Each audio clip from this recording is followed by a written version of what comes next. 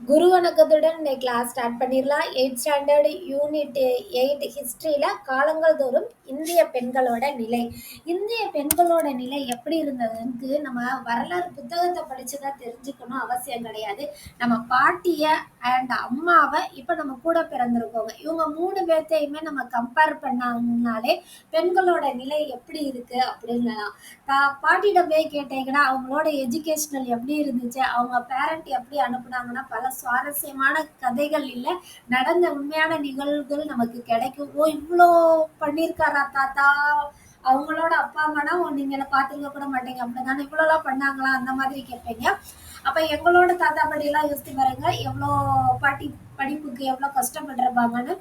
அவங்கள ஒரு 4th ஸ்டாண்டர்டுக்கு மேல படிக்க விட மாட்டாங்களாம், ரைட்? 4th ஸ்டாண்டர்ட் அனுப்புறதே அந்த காலத்துல வந்து ஒரு மிகப்பெரிய விஷயமா இருக்குமா. பெண் குழந்தைகளை வந்து 4th ஸ்டாண்டர்டு அதுவே வந்து ரேரா தான் படிக்க வைப்பாங்களாம். அது வசதி உள்ள குடும்பத்துல உள்ள குழந்தைகளுக்கு மட்டுமே அந்த கல்வி பெண் குழந்தைகளுக்கு ஓகேவா கிடைச்சது. ஸோ இப்போ எல்லாருமே டேடியோட லிட்டில் பிரின்சஸ் சொல்லவே வேணாம். அப்போ காலங்கள் எப்படி மாறி இருக்குன்ற அந்த வித்தியாசங்களை பாருங்க.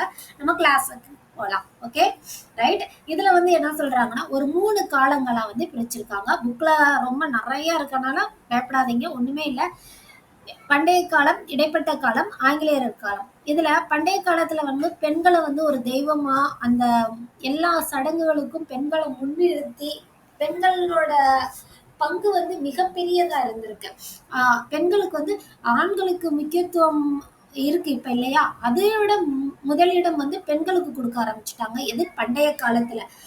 அடுத்து வந்து இடைக்காலத்துல என்ன ஆகுதுன்னா பெண்களை கொஞ்சம் கொஞ்சமா பில்லுக்கு தள்ளி அவங்களோட கல்வி அறிவு படிக்கப்பட்டது, சுதந்திரம் படிக்கப்பட்டது, அவங்களுக்கு இயர்லி மேரேஜ் பண்ணி வைக்கிறது, நிறைய சட்டங்கள், அந்த சட்டங்கள் சொல்றாங்களே, நிறைய பெண் பிள்ளைகள் வந்து நிறைய ஒரு போராட்டங்களை சந்திச்சிருக்காங்க. அதெல்லாம் என்னன்னா நம்ம பார்க்கலாம். அண்ட் ஃபைனலா ஆங்கிலேயர்கள் எவ்வளவோ கஷ்டங்கள் நமக்கு கொடுத்துட்டு போனாலும் ஆங்கிலேயர்கள் அவங்கள அறியாமலே நமக்கு செஞ்ச ஒரு மிகப்பெரிய நல்ல விஷயம் என்னன்னா நமக்கு கல்வி கொடுத்த ஒரு விஷயம் தான்.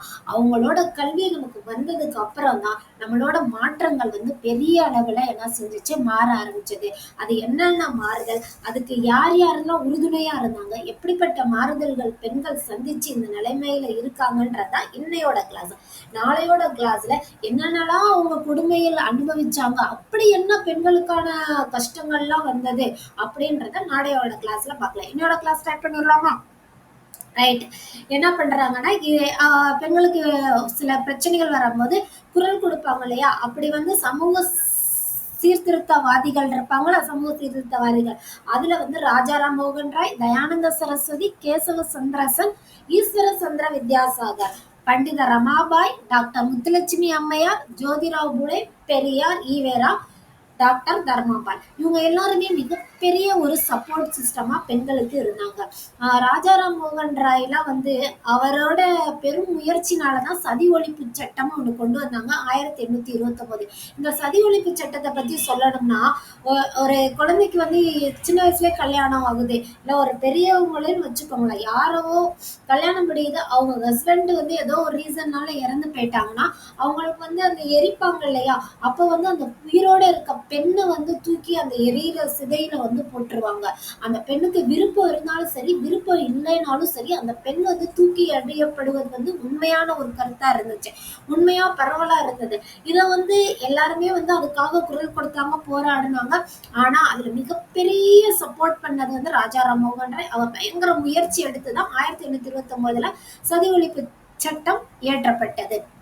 அதே போல வித்யாசாகர் அவர்கள் என்ன பண்றாங்கன்னா 1856 அவர் எடுத்த முயற்சியினால விதவை மறுமண சட்டம் கொண்டு வரப்பட்டது.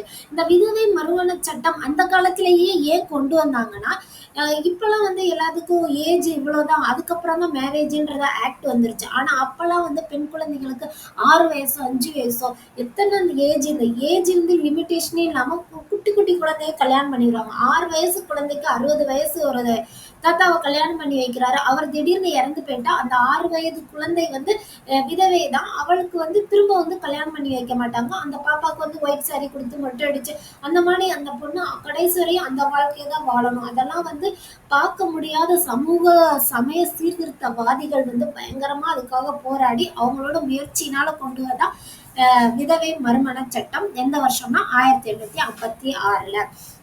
ரைட்.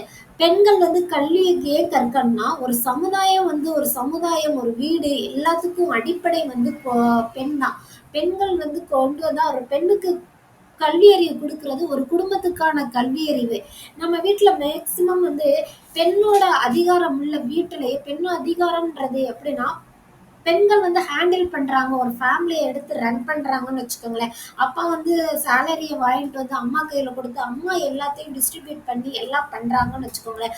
அந்த வீட்டுல வந்து நிதி நிலைமை வந்து பயங்கரமா வந்து மோசமா இருக்காது.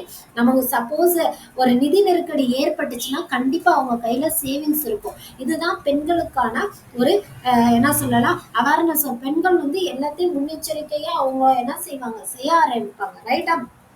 அதாவது பெண்கள் வந்து பள்ளிகளுக்கு வந்து அனுப்ப ஆரம்பிச்சிருவாங்க. எல்லாமே வந்து ஆங்கிலேயர்களுக்கு வந்ததுக்கு அப்புறம் நடந்துச்சு. இந்திய சுதந்திர போராட்டத்துல அவங்க என்ன செஞ்சுட்டாங்க, பங்கெடுக்க ஆரம்பிச்சாங்க. இப்படி ஒவ்வொரு ஸ்டேஜ் பையா என்ன செஞ்சாங்க, பெண்கள் வளர ஆரம்பிச்சாங்க. எல்லா துறையிலையுமே இப்ப என்ன செஞ்சுட்டாங்க, பெண்கள் வளர்ச்சி அடைந்துட்டாங்க. பெண்கள் இல்லாத துறை ஏதாவது இருந்துச்சுன்னா நீங்க என்ன பண்ணுங்க, கமெண்ட்ஸ்ல சொல்லுங்க. பெண்கள் எல்லா துறையிலையும் இப்ப என்ன செய்யறாங்க, மேக்சிமம் பாலிடிக்ஸ்ல எல்லாம் பெண்கள் வரவே மாட்டாங்க, பயப்படுவாங்க. இப்ப எல்லாம் என்ன செய்யறாங்க, எல்லாத்துலயுமே பெண்கள் இருக்காங்க. பெண்கள் இருக்கிறது நல்லதுதானடா. நம்மளோட இளைய சமுதாயம் நீங்கள் வந்து அதை வந்து பயங்கரமா வந்து சப்போர்ட் பண்ணணும். Okay right. அடுத்து பெண்கள், நான் சொன்ன மாதிரிதான் பெண்களோட நிலை 3ஆ பிரிச்சிருக்காங்க. பண்டைய காலம், இடைக்காலம், ஆங்கிலேயர் காலம். இதுலதான் சொன்ன தாய் கடவுளை வணங்குனதுக்கான சான்றுகள் வந்து பண்டைய காலத்துல கிடைச்சிருக்கு. இதன் மூலம் பெண்கள் வந்து என்ன பண்ணாங்க, பெண்களை மதிச்சிருக்காங்கன்ற விஷயம் தெரியுது.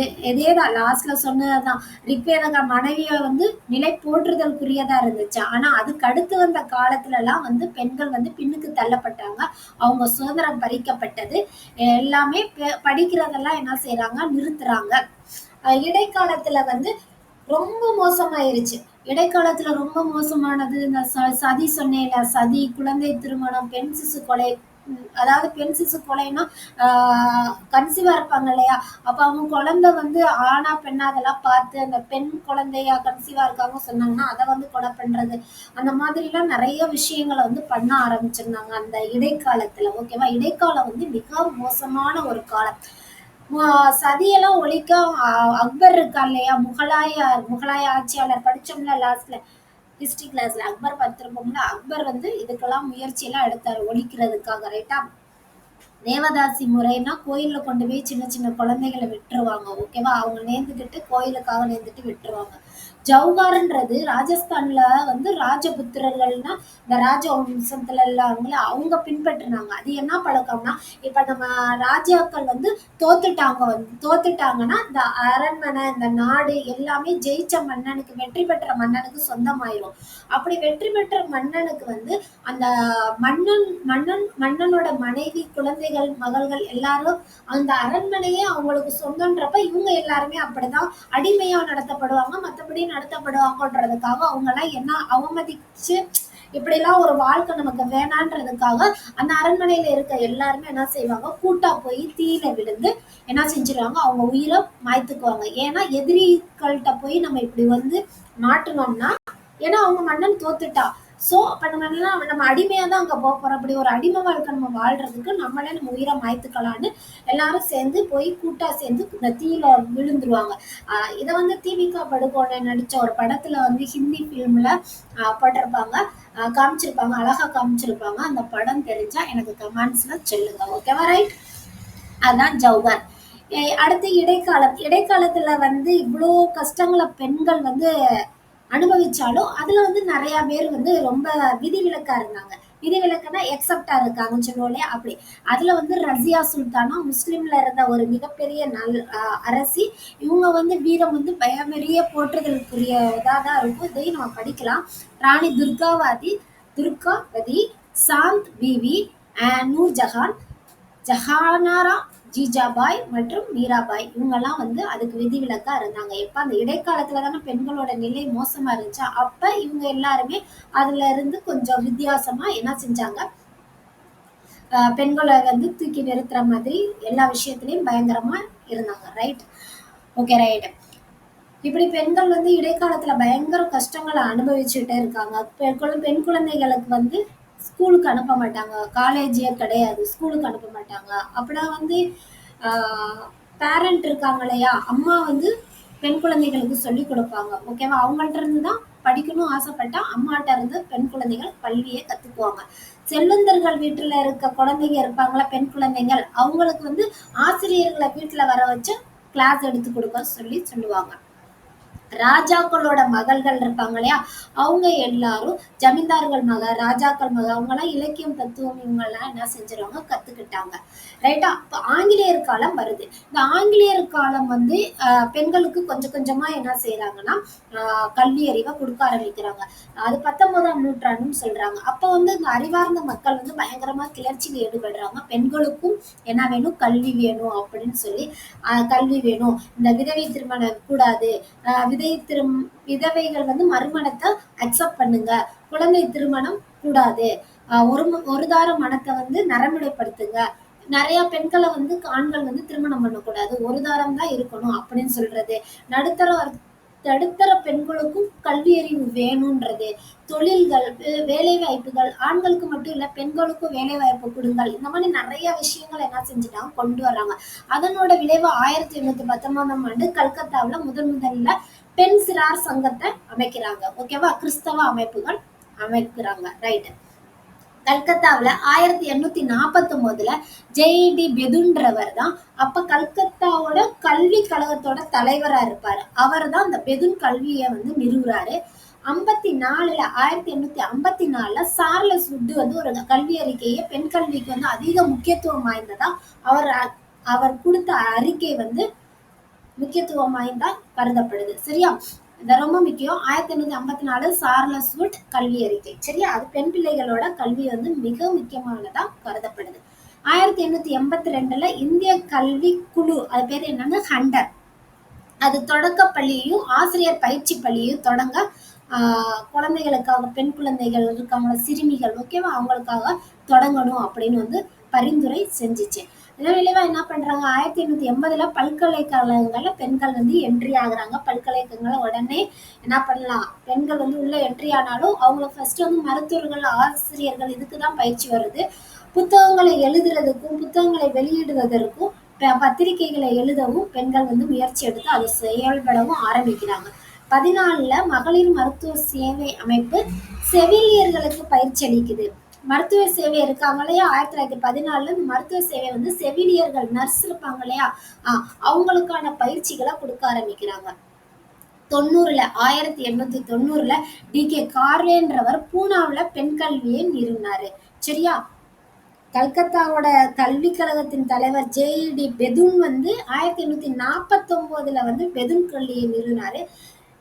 டி.கே. கார்வே வந்து என்ன பண்றான்னா 1890 பெண் பள்ளிகளை நிறுவினார்.